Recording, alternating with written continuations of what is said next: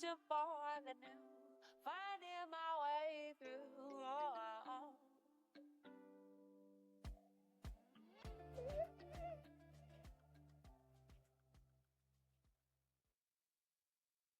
Hey there, Kandid Land. Happy Sunday. Happy Sunday. Welcome to Candid Conversations with Miss Crystal podcast. And guess what? This is my 10th episode. Woo!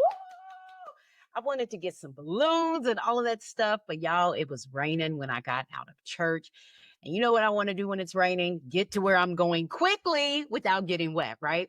But we're praying for the city of Louisville. Some scary things are going on right about now. And for probably the first or second time in the city's history, they canceled Thunder over Louisville. So praying for anyone that's being impacted by the flooding. And I know a lot of people that live on the River Road area, if they live near the water, they are being evacuated. So let's pray that, we can get a handle on this situation. All right. Well, it's my 10th episode. Still can't believe that I've already made it to my 10th episode, but I had to bring the heat. I got you. Well, let's talk about it. All right. Have you ever had a moment in life that pushed you to the edge? A moment that instead of snapping in silence, you decided to grab a mic and speak your truth. Well, that's what happened with today's guest, Miss Renada Frampton. And she went viral for calling out the growing homeless situation that's taking place in our city. And she had this to say. Check out. So please, just follow the rules. Me personally, I don't like people running up to my car asking me for money when I come in the gas station. And y'all out here 8 hours. Go to White Castle, go somewhere, go get a job. All right, that's the viral video that was transmitted on the Bader's Food Mart intercom system. And what we didn't know is that same pain of dealing with the houseless population every day at work actually has followed her home. Needles in the hallway, strangers outside of her door. And she says that she pays rent, but she still feels unsafe. So today we're going beyond the headlines, and we are getting to the heart of the conversation and the chaos. Interesting tidbit. Did you know that Louisville has seen a 50% increase in houselessness just this year alone? So this isn't just Renata's story. This is a crisis that's taking place in our community. So this is episode 10, and this is Renata Said What She Said. Let's get into it. Without further ado, let's welcome her to the stage. It's Miss Renada Frampton. Hey, hey, Louisville. Hey, everyone. It's She- the only one. The one and only me. There you go. There you go. And listen, I know a lot of people are going to tune in because, first off, you've got such a colorful, such an energetic personality. And whenever I say, oh, the lady from Bader's, people know exactly who we're talking about. Yes, that's me. Thanks for coming to Vader's and not being a hater. Thanks for coming to Bader's and not being a hater. I absolutely love it. Well, y'all, Renata actually reached out to me a couple of months ago while I was still working for the news station I was with. And I was going to pitch that story. And then God had other things happening, but I'm excited that I held on to it. That way we would get a better opportunity to be more interactive and share your story in its entirety and not just 2 or 3 minutes, right? So you are here. I played the video. Let's get into it. Yes. Talk about your decision to go on the mic that day. What was going through your mind, and why did you to do that? One, I have been there going on 8 years at Beta's Food Mart. And like when I first started off, it was nothing like how it is now. Yeah. I say like in the last couple of years, it has gotten really worse with the homeless people, especially with Thornton's on Broadway shutting down. We have received all the riffraff, like literally. I guess my breaking point was when a woman was kind enough to buy someone drinks and food, and they literally left it on the ground and snatched her wallet. Uh, like I said, me personally, I wouldn't want anyone running up to my car asking me for money. When I'm just trying to go in the gas station to get gas or buy snacks or what have you. I mean, it has really gotten out of hand. Like Wow. sometimes they even get mad and angry when someone doesn't want to give them their hard-earned money. It doesn't make sense at all. Wow. Wow. So you said you've been there for 8 years and you're talking about the Thorntons there in downtown Louisville, which closed back last spring, making you all like one of the only stations in that area. So you said that from it's gotten progressively worse from when you first started 8 years ago up until now. And now you're getting all of the traffic that used to hang out there at Thornton's. Yes, ma'am. Yes, Wow. ma'am. We are in like I have said before, it's just not like because we see a lot of drug addicts, a Hmm. lot. We have had someone smoking crack in his wheelchair on the lot, and I blatantly told him, I said, "Do you want to swallow that crack pipe?" I said, "Next time you're on this lot smoking crack, you will swallow that crack pipe." I Wow. mean, it's just it has. We have people that bring their kids in the store. You know, we right down the street from Brown School. We have all the students and just different types of business people and everything, and that looks bad with the homeless people. Yeah. Uh, Crapping, when I say no more pooping on the premises, I mean I really mean that. The stuff that happens at our store is unbelievable, but it's real, Wow. and it just I don't know, it's unsafe at times, you know, but I always try to make it a point and I stay on that mic making my announcements, you know, like get to moving. I know even some of them by name. So Wow. And we know Miss Renata's going to tell it like it is.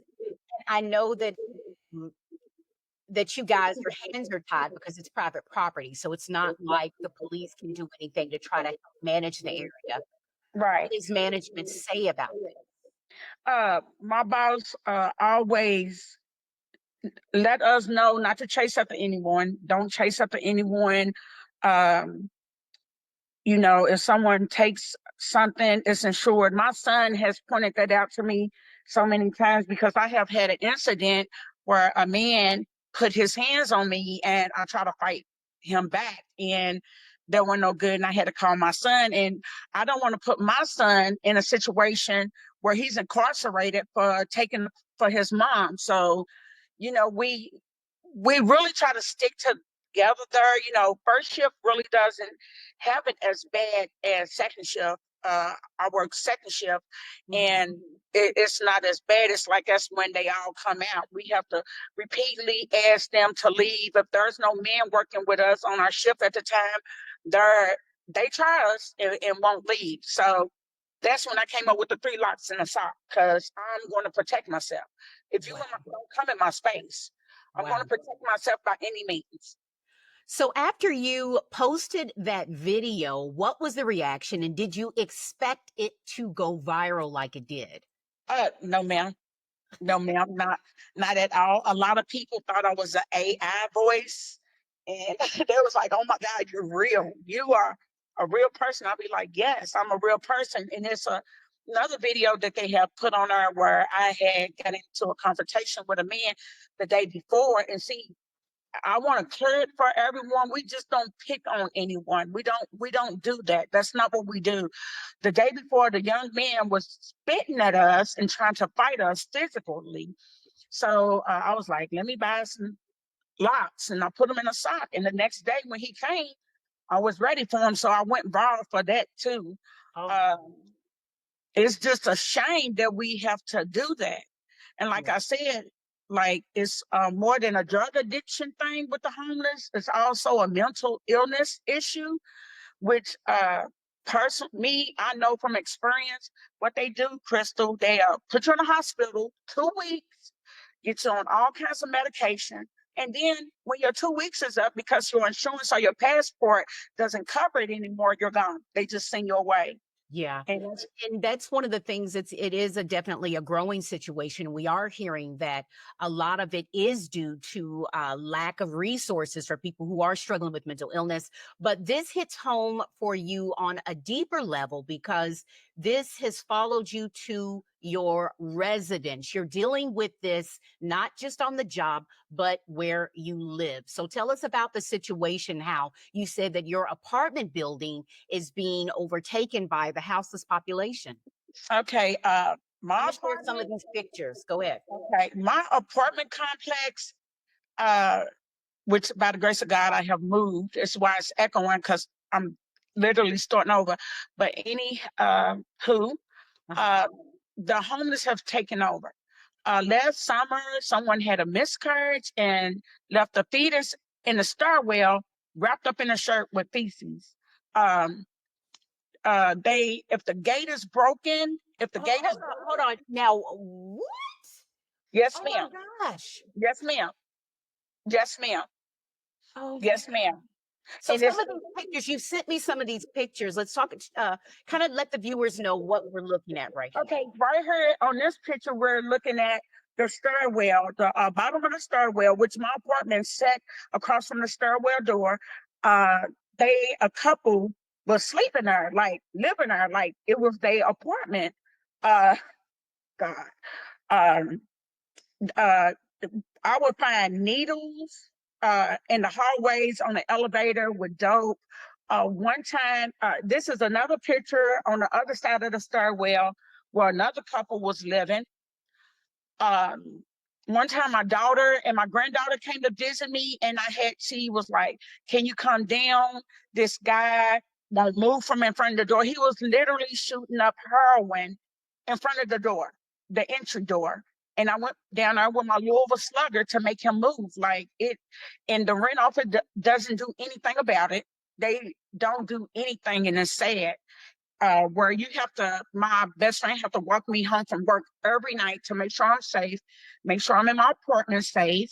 The elevator one day, and I have videos of that. I wish I could have got it to you. Was kind of a large thing to send, but it was blood, literally all in the hallway, on the elevator.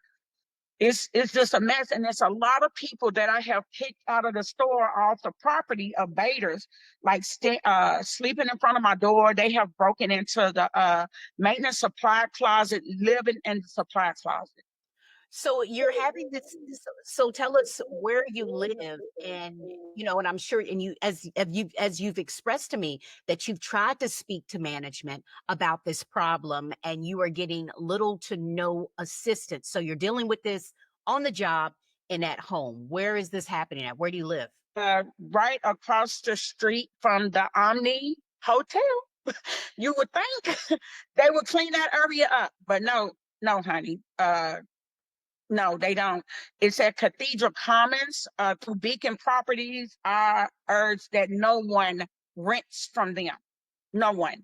$947 a month to live in a one-bedroom apartment where the air is broken every summer, and the heat never works. People's apartments have flooded, and the homeless has literally taken over. And it has really gotten worse. It's a nightmare. It's a nightmare. So management, when they're aware of what's going on. What is their response to you? And have they tried to get the authorities involved? Oh, this is what they say. Oh, we doing the best that we can. No, you're not. No, you're not. No, you're not at all. And they literally hired security for 2 weeks and they were gone. Oh my God. What do your neighbors say? My neighbor, she has since then moved. She was disabled, and uh, she couldn't even walk her dog no more because she was afraid her dog would eat something off the floor of the lobby and get sick from dope. They One time we found a pile of Reynolds wrap where they was smoking meth. They do fentanyl. It's The smell is horrific. Oh my God. Uh, it's just bad. It's really horrible. Wow. Yeah. If you're just now tuning in, my special guest is Miss Renada Frampton, the Bader's baddie. You might recognize her face, recognize her voice from Bader's gas station right there in downtown Louisville. And she's talking about navigating the situation with Louisville's houseless population, not only at work, but she's having this situation happen at her home. Renata, you've walked in both worlds. You've been unhoused before, and this is you truly coming here to Candid Conversations to share your whole story. Now you're trying to, you've gotten your life together, you're trying to stay afloat, and you kind of feel like this is taking you backwards. Share with us your story. You were houseless. Share with us your story. I have been homeless. I was actually at one point homeless with my youngest daughter. I was living in a stolen truck. The truck wasn't even mine. I had to give her baths and McDonald's uh, bathroom sinks and make her bottles and bathroom sinks. My aunt was already taking care of my oldest daughter, and my best friend's mom was taking care of my son. And it it it, it was just horrible for me to live like that with my child. But at the time, I was battling mental illness and drug addiction at the time, and I'm not proud of any of that. But I learned from it. And a lot of people sometimes have to hit their rock bottom, to hey, this is not the life for you. This is not it. This is not what God has planned for you. Yeah. And if it wasn't for my aunt uh, stepping in, taking care of my youngest and my oldest, and my best friend's mom taking care of my son, because how could I take care of my kids when I couldn't even take care of myself, and I didn't even love myself enough, to love them. Not saying that I love my children. I love my children. They're a blessing.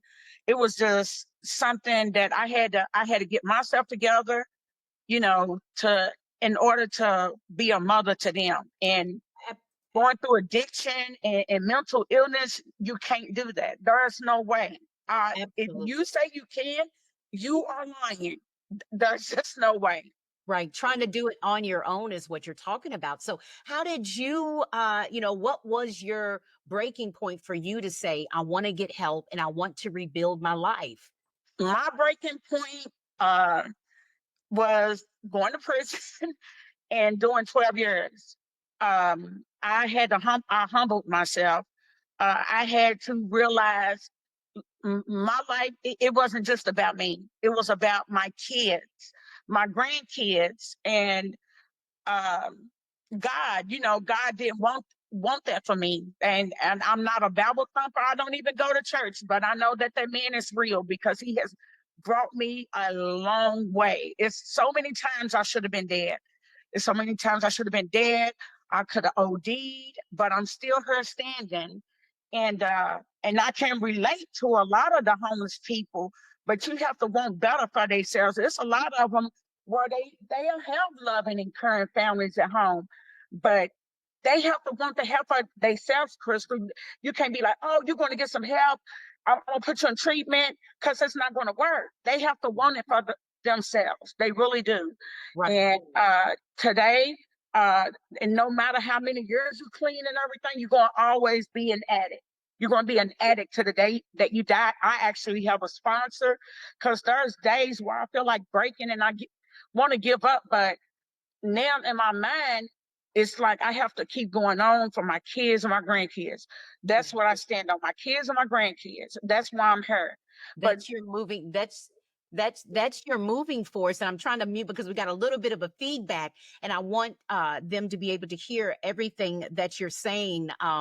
Thank you so much for so being so candid. I mean, because it takes a lot of courage to be able to share the parts that are only between you and God, and it's almost making me wonder, do you feel like there's a special calling on your life to maybe speak and reach those very people who seem to be surrounding you because only you can relate what they're going through? I've always wanted to build a house or a place where women uh, that is that are battling addiction and that are leaving prison institution, so it's not a revolving door for them. I've always wanted to start a home, like a rehab home, where they can get help and everything. But a lot of these rehab centers and everything, Crystal, I've seen that they really put them in drug infested neighborhoods, and Yeah. that's not good. That's like a a hookup. I mean, like it's like they testing them, putting them in them type of drug infested areas, like for them to use, for them to fail when you should want them to succeed, because the prison system is nothing but a revolving door, and that's a money maker. Absolutely. And you know what? And you're speaking, but when you think about most of these drug rehabilitation centers, when they're setting up shops and homes, they're not going to put them in the nice high-end parts of the city. If you could, and I know that you can definitely understand that. So let's get back to the situation, though. If you're just now joining me, Miss Renada Frampton, she is the Bader's baddie. Her voice was broadcasted on the intercom system and could be heard giving a public service announcement, encouraging the house's population to get off the property and go somewhere else. Frustration because you're dealing with this at your own home. What would you say to the people who say, just move, just find a new place? It seems as if you've been fighting this. How long have you been living there? And what would you say to the people who tell you, just move, find somewhere else to go? It's kind of hard, especially in this economy, to like just up and move. It really is. You have to think some places want first and last month's rent, plus the deposit on top of that. Then you have to get your LG&E transferred. It's a lot to deal with. So sometimes it's just not that easy. And for me, and my youngest daughter really understands this. When after me coming home and everything, and I lived from pillow to post for my first 2 years, that was my home for 8 years. That was my place where I didn't have anyone telling me, "Oh, you got to go. I'm ready to leave," or being here at a certain time. It was my place, my first time ever being on my own, because I've always lived with someone, my aunt, my grandmother, a best friend, another aunt, or my son and his adopted mom. And it felt good to have my own. When I moved in there, I didn't have anything. I started off with 2 Rubbermaid bins, a Nike duffel bag, a 40-something-inch TV. I didn't even have a blanket to cover myself up with. My son had to bring me a blanket. I was living off of bologna sandwiches and Cheeto puffs. So that was my place. And for it to be like that now, it's heartbreaking. And like I felt like I was pushed out because I couldn't deal. What would have probably happened? I would have ended up killing someone to protect myself, or someone would have ended up killing me. So Do sorry you about that. feel that the system is failing both the unhoused and the housed? You find yourself in a really unique situation. Do you feel like the system is failing you again? Yes, ma'am. Yes, ma'am. And I get there's like really no resources for to house everyone. Again, it starts with them wanting to have it for themselves, to get the help for themselves. And I have seen a lot of homeless people that used to come in the store within the 8 years of working at Bader's, getting help, where they'd be like, "Oh, Renata, I have a place now. I have a job," and that's good, And I'm like, keep up the good work, because I don't want anyone to have the persona of me being just some evil woman, because I'm far from that, because I get it. Like I said, I get it. I have been there. By the grace of God, I haven't had to stand on a corner asking panhandling or any of that. And they always say, "Well, I don't have an ID." There are resources out here where places will help you get an ID to get started. You just making excuses. I seen a man one time that owns his own construction company offer a guy, "I will give you a job. You can come and work for me." He said, "No, I want the money to buy beer." So, you have some that wants to help. You have some that don't want to help. Like I met a young lady. She done had her seventh child, and don't have any of them. And uh, she claims she's going to do right by this baby. So let's just hope. Renata, if the city called you tomorrow and said, Tell us what you need, Renata. How can we help you with this situation, not only at your home, but also at work? What do you think the solution would be to help with this problem? Okay, with the home, get that building shut down. Point blank, period. They need to help the people that want to move financially, because some people just want to stay there. Uh, they need help. They need help. They need resources to move, to get moved. Like I said, it's a lot in moving. And with the store, oh Lord, uh, more resources with the mental health More and resources. housing, Yeah. Yeah. where they are not on the streets. I mean, I can make I have named some of them. Like, that's like on one of my announcements, I'll be like, there will be no drug use on this lot. I mean, Crystal, they smoking meth, uh, spice, shooting up dope. One time I took the trash out back, and a pregnant girl was back there shooting up dope.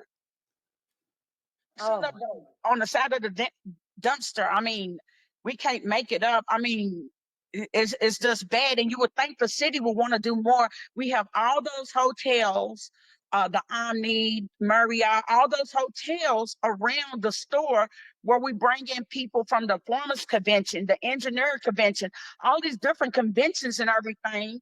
And that's like the heart of downtown Louisville. You would think they would want to do more to make it look better and clean it up. Because me personally, if I was from out of town, I wouldn't want to be down there. right. And and unfortunately, it does seem that when it comes this time of year, miraculously, everything gets tidied up. Um, if someone's listening to you right now and they're going through the same situation, what would you tell them? What advice or encouragement if they are battling with mental illness, if they're battling with houselessness? What kind of words of advice or words of wisdom would you give them? But with the mental illness, I would say talk to someone. Don't be ashamed, because that's a lot of people's problem. A lot of people look down on mental illness, and they push it under the rug. They really do. And a lot of people are afraid to go and get help or seek out help. Don't be afraid. Don't be afraid. Go and get the help that you need. 7 counties, you can call 7 counties, get you a therapist, get you a doctor, get you some help. Because one day, and like a lot of people look at it like, sometimes I used to be like, oh my God, I make everyone laugh. Like everybody's like, oh my God, she's so funny. But I have broke where I'm breaking down on the inside, and I'm at my wit's end where I just want to end it all. So if you struggling with mental illness, please seek help. uh with the housing situation, I know we have Wakeside and a lot of different Salvation Army, Volunteers of America, of as such. Let people know that you need housing, but know that they will have rules that you will have to follow. And if you don't want to be on the street, you will follow those rules. If they want you in at a certain time, if they want you to take a drug test, be willing to do that so you're not on the streets. So Yeah. you're not out there.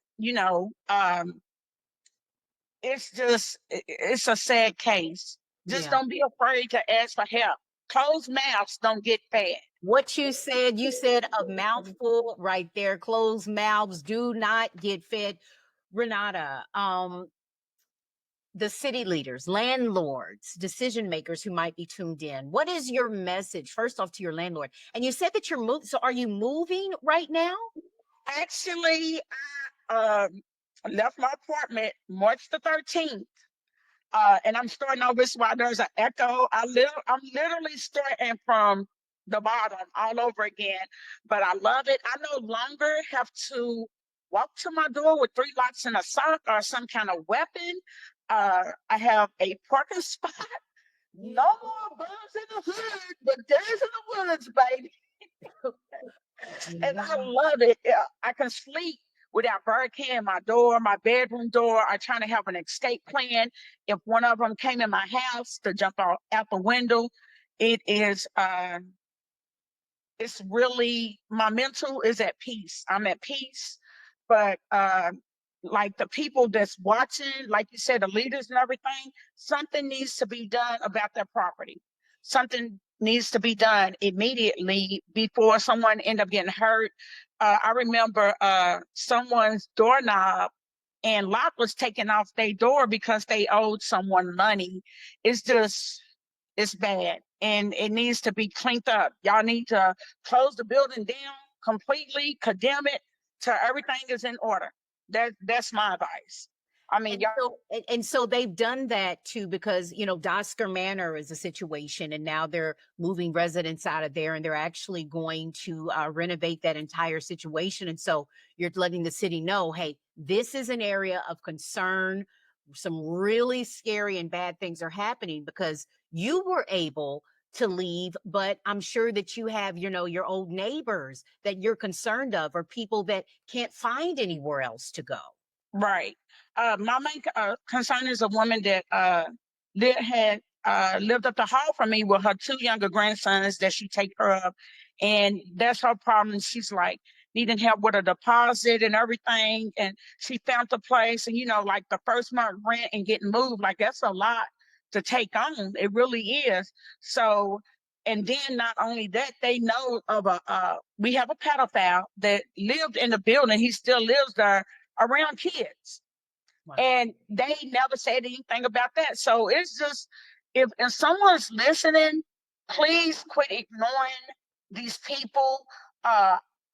It's gonna be said if somebody is on the news, oh well, she was raped or they were killed, and when nothing was done.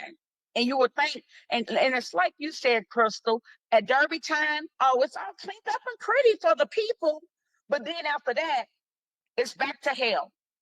Wow. And enough is enough. Like, get it together. Get it together. Like, for real, get it together. And again, shout out that place that you just moved from that you said that is an area of concern for the city. Right. It's just, yeah, Cathedral Commons. That's what it's called. It's horrible. It's horrible. It's horrible. They need to do something with they slumlords. That's what I want to call them, slumlords. They don't care about anything but them getting their rent money and things of that nature. They were sending me letters talking about your rent's late, okay, and it's going to keep being late. Y'all not doing anything.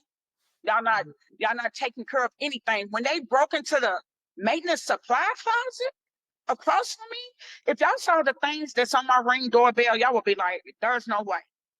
Mm. Yeah, living in the maintenance supply closet. It's gotten that bad. And unfortunately, the direction in which the country's going, a lot of people are losing their jobs. The houseless situation is only going to continue to get worse. I don't know, Renata. Something in me is telling me that you keep running into your purpose. And I know that you work at Bader's, you've got another job, but something in me is telling me that you are to be the voice for this population.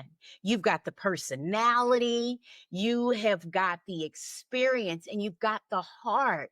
And so, my plea, if someone out there is working at one of these agencies, you guys need to snatch this woman up, because I truly believe, Renata, that your voice could definitely be a change maker for this community. Because a lot of times when we see these people that are camping out, they all, everybody's got a story. They've got their own story of what led them to that situation. But the only person that could truly understand what they're dealing with is you. What do you think about that? Yeah, I think I have a purpose and to help other people. Like I said, I'm not a mean person, a heartless person at all. Like I have been there. So I have been in their shoes, so I can relate. A lot of people can't, like you have a lot of people that try to tell you how to parent, and 10 out of 10, they don't even have a kid. Or you have someone that try to talk to you about addiction and they never lived through it. They never have had to deal with anything like that. So I think I will be good for something like that. I'm gonna tell you something really quick. A girl was coming in our store and I have on video a few times, and I didn't recognize her because she strung out on drugs so bad. But I can tell you, I told the guy that she was with, I said, let me tell you something. She wouldn't even have looked at you, blinked at you. She was beautiful. She had everything going for her. And she was asking me to buy her some hair dye. And I said, buy you some hair dye? You don't even have a sink to wash the hair dye out of your hair with. Make it make sense, like, and I told her it was heartbreaking to see her that way because I know what she was about, how she used to be. And it was just gut wrenching. So yeah, I would love to help people if I could, like I said, it's just a lot of people that want to give their change and stuff at the store. I've seen too many people get their purses snatched, or they've been robbed, or so I'll be like, don't give them anything. All they're going to do is lay their food out there and not eat it. It's and then some of them get angry when you don't want to give them anything. So Wow. It's a tough situation. I'm glad to hear though that you have escaped it as far as your housing, but I truly believe that there's a greater purpose brewing on the inside of you. What's the likes of you dealing with the same situation that you were delivered from at work and at your home. And so I want you to pray about it, think about it. And if anyone out there has any connections to any agencies that services this population, this woman right here would be instrumental in the work that you're trying to do. Renata, this has been such a wonderful conversation. I tell you, time flies when you're having fun, but thank you so much for sharing your truth and sharing your story. And hopefully someone that may be dealing with something right now can look at you as a beacon of hope and saying, if she can do it, I can do it. And you are allowing people to see the other side of the sassiness there at Bader's. Any last words, anything else to say to the people before we get out of here, Renata? yes, absolutely. Thank y'all for letting me share my truth. And again, thank you for coming to Baders and not being a hater. Thank you for coming to Bader's and not being a hater. Renata, how can people keep up with you, keep in contact? Give us your social media. Okay, my social media, my name on my Facebook is Renada Frampton, and on Instagram it's Ginger Snap. I can't even really remember, but like on TikTok, my coworker Stephen Allen, you can find him on TikTok, and you will see all the shenanigans that goes on at Bader's. These are not skits; it's real deal Holyfield. Again, y'all, thank you for allowing me to share my truth. And Crystal, I wish you the best. I can't wait till you make it to your 100th show, Queen. And you will. You would be great. Um, I'm hoping to be like you when I grow up. Girl, you have surpassed me. I just want to share with you some of the messages. Someone said this message, she has the heart for the people. I agree with you. And Miss Beverly, praying for your continued recovery. Oh, And then so happy that you made it out. And so we are we are rooting you on, sis, and we want to thank you so much for sharing your story with us. All right, 10th episode right there in the bag. But thank you so much to Miss Renata for sharing her story. And let's be clear, she didn't just go viral, but today she went vulnerable, sharing her story. And as I said, Louisville's houseless population had had already grown to 50%. And so this is a issue, it's a problem that we will definitely see sprouting up more because of the condition of the economy right now, but lifting up everybody that's going through a tough time right about now. And ask it within yourself, what can I do to help? And I wasn't playing. I truly believe Renata would be a secret weapon to combating this situation on the local level. She's definitely got a heart for the people. And Absolutely love her. Have a wonderful rest of your day. Thanks so much for tuning in and supporting. If you're checking me out on YouTube, please subscribe to my channel. If you're watching me on Facebook, thank you so much for your love. Be sure to like my page. Share this broadcast if it touched you. And y'all, as always, thank you so much for your support. Thanks so much for tuning in to Candid Conversations with Miss Crystal podcast, where we are transforming through transparency. Have a wonderful day. Bye. I'm reaching for the new, finding my